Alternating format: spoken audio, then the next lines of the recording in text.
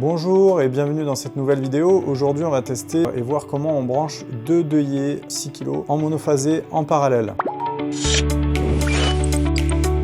Alors l'étape numéro 1, là sur notre essai, chacun a une arrivée PV au niveau des onduleurs, l'onduleur maître et l'onduleur esclave. Au niveau des branchements, alors le grid, donc du coup les deux grids qui sont là sont branchés de façon commune. Voilà.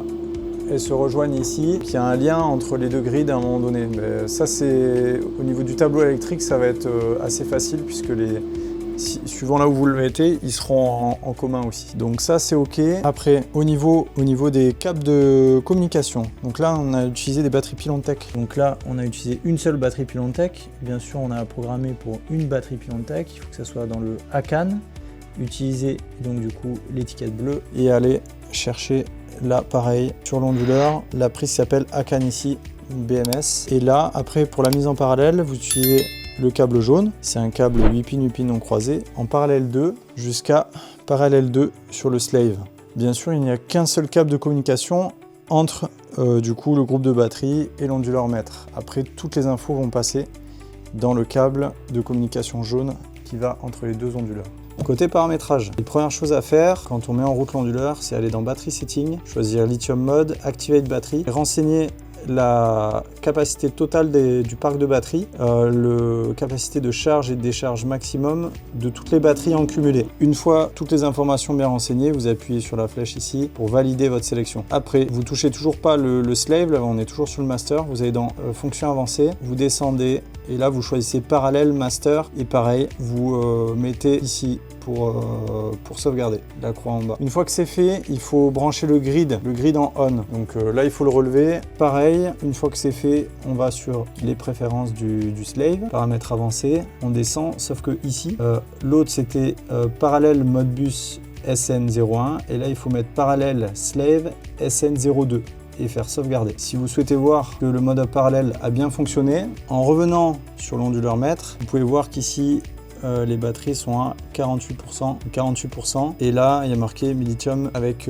pilon ici, donc ça veut dire que la communication est bien établie. On va sur le slave et on regarde si c'est bien le même pourcentage de batterie. Là il y a bien 48%. La lithium BMS, alors il n'y a pas d'infos, mais le fait que ça soit le même pourcentage de batterie prouve une communication bien établie. La première fois qu'on l'avait fait, la communication était mal établie. On avait 44 d'un côté et 40 de l'autre par exemple. Donc là, on sait que maintenant, en ayant le même pourcentage de batterie, on sait que la communication est bien effective. Concernant le comportement des onduleurs, vous pouvez voir ici, on a branché en PV sur celui-là 380 volts, voilà, 360 volts. Là, il produit environ, donc du coup, dans les 370 watts, parce que bien sûr, on est donc du coup sans le grid et le courant de charge des batteries, on l'a programmé, il n'y a qu'une seule batterie, donc on l'a programmé à 25 ampères. Donc ces 25 ampères là sont divisés sur l'onduleur maître, là on est actuellement sur l'onduleur maître, avec environ 300 watts qui partent à la batterie ici sur l'onduleur maître, et de l'autre côté sur l'onduleur esclave, vous avez aussi une production d'environ 300 watts qui se fait actuellement.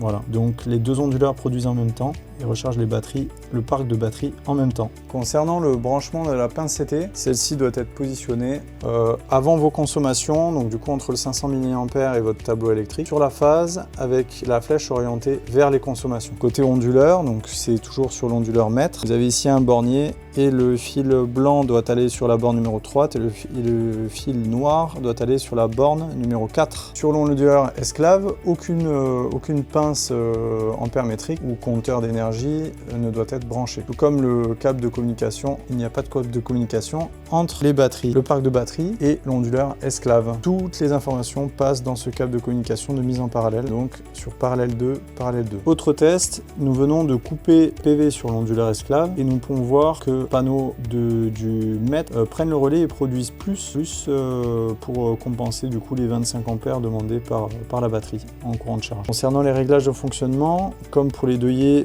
non mis en parallèle. Pour aller dans Work Mode, choisir 0 Export to CT si on veut rien réinjecter sur le réseau. Si on veut injecter, on peut appuyer sur Solar Cell pour revendre de l'énergie. Max Cell Power, c'est la puissance max que l'on autorise à passer au réseau. Energy Pattern, ça veut dire Battery First.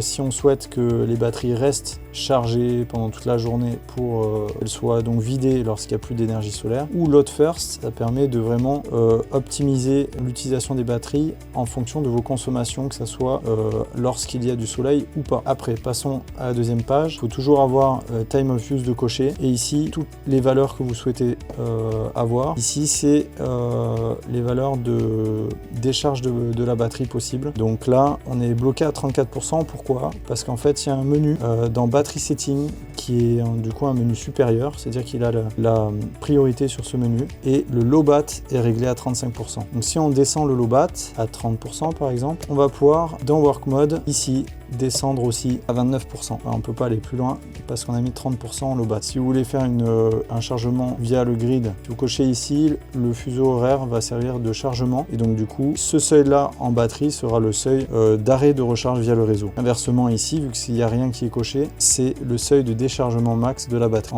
suivant les fuseaux horaires. Après il faut toujours appuyer sur la flèche pour valider. En bas à droite, nous vous remercions d'avoir regardé cette vidéo de 2 onduleurs d'œillet mis en parallèle en monophasé. N'hésitez pas à liker cette vidéo, à partager sur vos réseaux sociaux et à nous suivre donc du coup sur les différents réseaux. En vous remerciant, bonne journée.